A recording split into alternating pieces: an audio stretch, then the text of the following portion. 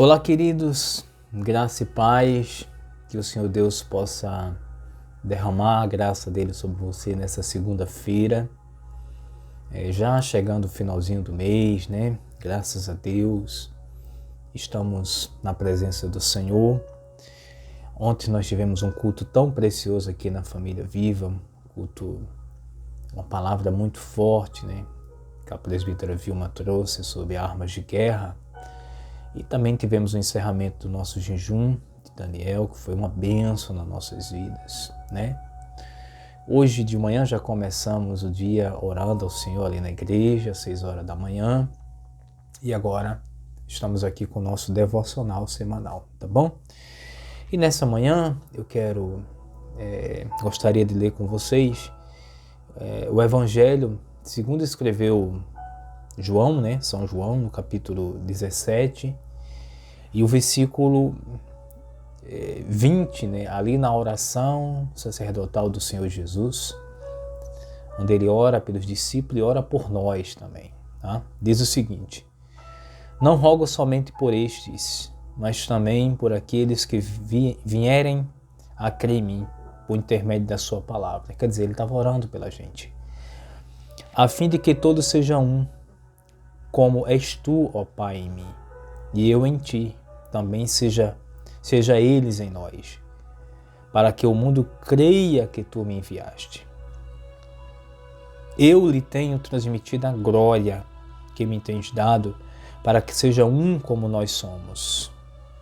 Eu neles, tu em mim, a fim de que sejam aperfeiçoados na unidade, para que o mundo conheça que tu me enviaste e o amaste, como também amaste a mim. Esse versículo ele é muito forte, né?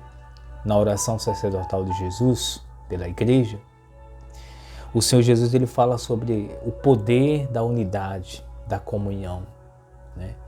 O poder da comunhão. A questão da unidade ela é muito forte. Nós vamos ver ali em Gênesis, na história da Torre de Babel, que o povo se reúne para construir uma torre, e eles estavam tão unidos que Deus teve que descer e confundir as línguas ali. Porque se Deus não tivesse descido para confundir as línguas, vamos até ler, Gênesis capítulo 11.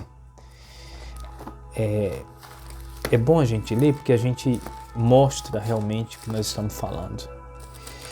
Gênesis capítulo 11, a partir do versículo 3, né? E disseram uns aos outros: vinde e façamos tijolos, queimemos bem os tijolos, serviram-lhe de pedra e betume de argamassa.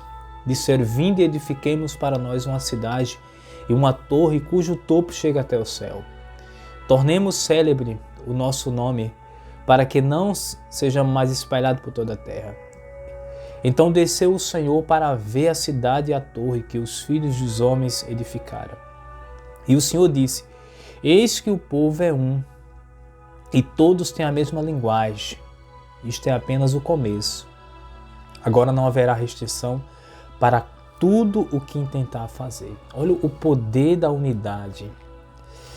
Quando o povo se reúne num propósito, nada pode impedi-lo. Se Deus não desce ali, confunde as línguas, com certeza o povo teria chegado lá em cima. Olha como é forte. Deus teve que entrar com providência, né, para não permitir com que o povo construísse aquela torre. Então é um poder muito grande, o poder da unidade. Não é à toa que o próprio Senhor Jesus disse que a casa dividida entre si não subsistirá. Se a casa estiver dividida, ela vai se autodestruir. Então a unidade é poderosa e a Bíblia fala muito sobre isso, né? Aqui no livro de Atos também, no capítulo 2, no versículo 42, diz assim, ó: e perseverava na doutrina dos apóstolos, na comunhão, no partir do pão e nas orações. Em cada alma havia temor, e muitos prodígios e sinais eram feitos por intermédio dos apóstolos. E todos os que creram estavam juntos e tinham tudo em comum. Olha que coisa forte. Então a igreja primitiva também tinha a unidade muito forte entre eles ali. O versículo 46 diz: diariamente perseveravam unânimes, unidos, no templo, partiu o pão de casa em casa, tomava suas refeições com alegria e singeleza de coração, louvando a Deus e contando com a simpatia de todo o povo. Enquanto isso, o Senhor acrescentava dia a dia os que iam sendo salvos. Então, a unidade tem poder do Senhor acrescentar dia a dia aqueles que hão de ser salvos. Se tiver algo que o maligno, o nosso adversário, ele não gosta, é de uma igreja que está no mesmo propósito, na mesma finalidade, com o mesmo projeto de crescimento, mesmo projeto de oração. Quando a gente se reúne, o próprio Senhor Jesus disse: onde houver 2 ou 3 reunidos em meu nome. Reunido em meu nome como? Com o mesmo propósito, com o mesmo objetivo. Eu estarei no meio dele. Então a unidade é poderosa. A unidade, como diz ali no Evangelho de João capítulo 17, demonstra para o mundo o poder de Deus. Quando o mundo olha e vê a igreja unida, reunida, adorando o Senhor, aquilo demonstra verdadeiramente que o Senhor Jesus está ali. Porque Jesus, ele não atua na divisão, mas ele atua na comunhão. Isso é interessante. Jesus não vai atuar na divisão, mas na comunhão. Então a igreja primitiva tinha a unidade com propósito. Paulo também, aqui em 1 Coríntios, capítulo 14, olha o que ele fala também. Pegue sua Bíblia aí, por gentileza, para você conferir comigo. 14, 26 é um texto bem conhecido. Diz o seguinte: o que fazer, irmãos?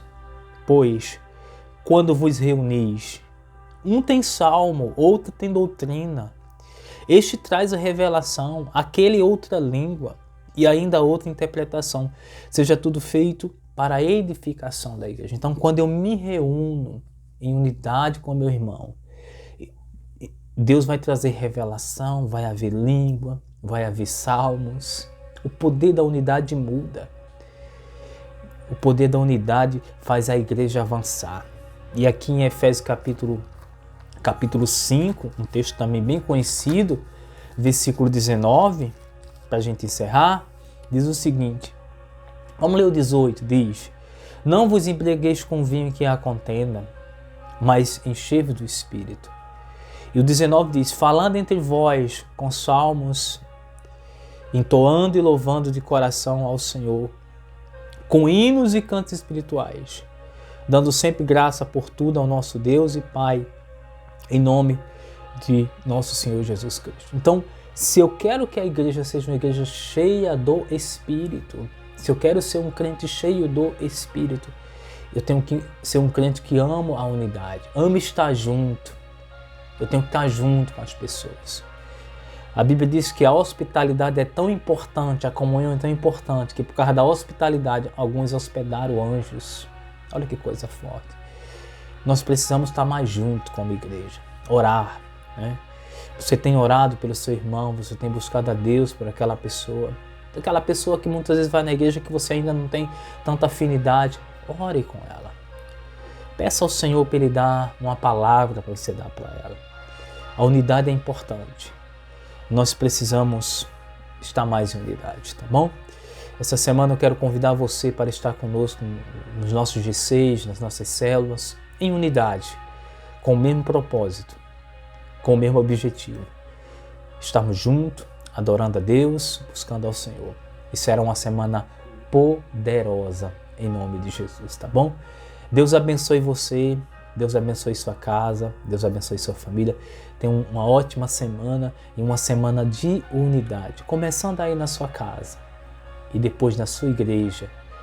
Porque quando nós estamos reunidos e unidos no mesmo propósito, com o mesmo sentimento, Deus, Ele opera coisas poderosas, né? Porque Pai, Filho e Espírito Santo são unidade. E nós precisamos também estar nesse mesmo propósito de unidade e de crescimento, tá bom? Deus te abençoe, Deus te dê uma semana de paz, uma semana poderosa na presença do Senhor. Até mais.